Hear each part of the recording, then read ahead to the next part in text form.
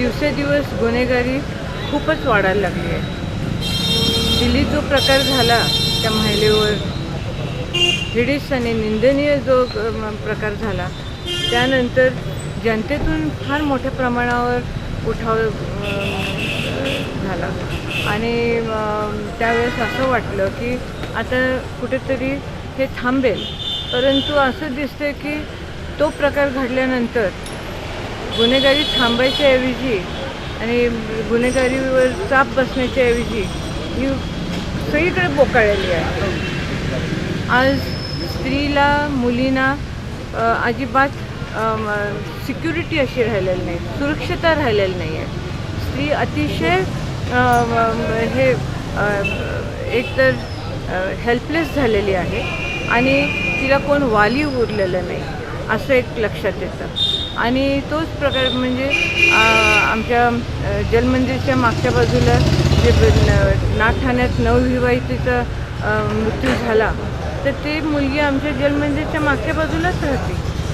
तर त्यांनी तक्रार केली, लिहून घेतला गेला आणि तो पंचनामा त्यांनी लिहून घेतल्यानंतर फाडून टाकला. तर ते असं जर लॉ अँड ऑर्डर होणार असेल तर गुन्हेगारी अजूनच वाढणार आहे. आणि मला इकडे ह्याच्यासाठी यावं लागलं की कोणी ह्या गरीब लोकांचं वालीच उरलेलं नाही आहे. जिकडे जिकडे अन्याय होतो तिकडे तिकडे उधळणराजे काय आणि आम्ही काय, नेहमी गरिबांच्या पाठीशी आम्ही उभं राहतो. जिकडे अन्याय होतो तिकडे आम्ही अन्यायाच्या विरुद्ध आवाज उठवत असतो आणि कोणीही आमच्या नावाचा कोणीही गैरफायदा किंवा गैरवापर केलेला आम्ही कोणाला पाठीशी घालणार नाही किंवा आम्ही त्याला माफ करणार नाही. तेव्हा हे जे झालेलं आहे हे कृत्य आणि हा प्रकार, तर हा त्वरित थांबायला पाहिजे. त्याचबरोबर प्लेन क्लोजमध्ये लेडी कॉन्स्टेबल्स आणि प्लेन क्लोजमध्ये जे दुसरे पोलीस ऑफिसर्स आहेत त्यांनी देखील सर्व दूर ह्या जिल्ह्यामध्ये लक्ष ठेवून ही गुन्हेगारी जिकडे प्रवृत्ती फोफावत आहे किंवा जे घाणेरडे प्रकार चाललेले आहेत त्यांना राऊंड अप करायला पाहिजे.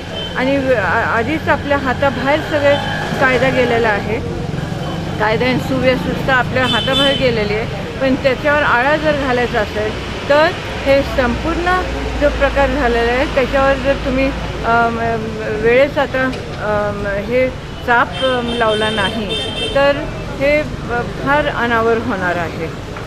आणि शेवटी मला तर असं वाटतं की लोकांना हा कायदा आणि सुव्यवस्था हातात मजबुरीने घ्यावी लागेल. कारण की हे कुठपर्यंत गप बसून सगळा अन्याय सहन करणार आहे. कुठेच जर न्याय मिळाला नाही, कोर्टात न्याय मिळत नाही, इकडे पोलिसांच्या इकडे न्याय मिळत नाही, मग काय करणार लोक? हे फार गंभीर बाब आहे आणि ती व्यवस्थित तऱ्हेने हाताळायलाच पाहिजे. आणि त्यासाठी नुसते इथे DSP साहेब किंवा हे पोलीस खातं डिपार्टमेंट हे तर जबाबदार आहेतच, पण त्याचबरोबर आपली जनता देखील जबाबदार आहे. त्यांनी हे टॉलरेट नाही करायला पाहिजे. आणि जिकडे जिकडे असं हे लगेच त्याच्यावर ॲक्शन घेतली गेली पाहिजे. आणि ही अपप्रवृत्ती किंवा ही घाणेरडी जी प्रवृत्ती, गुन्हेगारी प्रवृत्ती जी फोफायला सुरुवात झालेली आहे आणि फार मोठ्या प्रमाणात झाली आहे. आणि ह्याला एकमेव सिरियल देखील फार मोठ्या प्रमाणावर जबाबदार आहेत. मग ते अनेक तऱ्हेचे सिरियल जे दाखवले जातात तर त्यासाठी आपली ही जी आपली परंपरा, आपलं कल्चर जे आहे ते तुम्ही चांगल्या पद्धतीने पेश करा ना. चांगले ज्याच्यामुळे चांगले संस्कार घडतील मुलांवर. पण ते तर बाजूला पडलं आहे, नको ते सिरियल दाखवले जातात.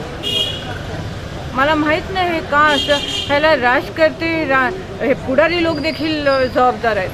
त्यांना समजायला पाहिजे काय दाखवायला पाहिजे लोकांना, आणि त्यांच्यामुळेच हे सगळं घडतं आहे. तर जर योग्य तऱ्हेने हाताळली गेली नाही तर जनतेतनं उठाव केला जाईल असं मी इशारा देते.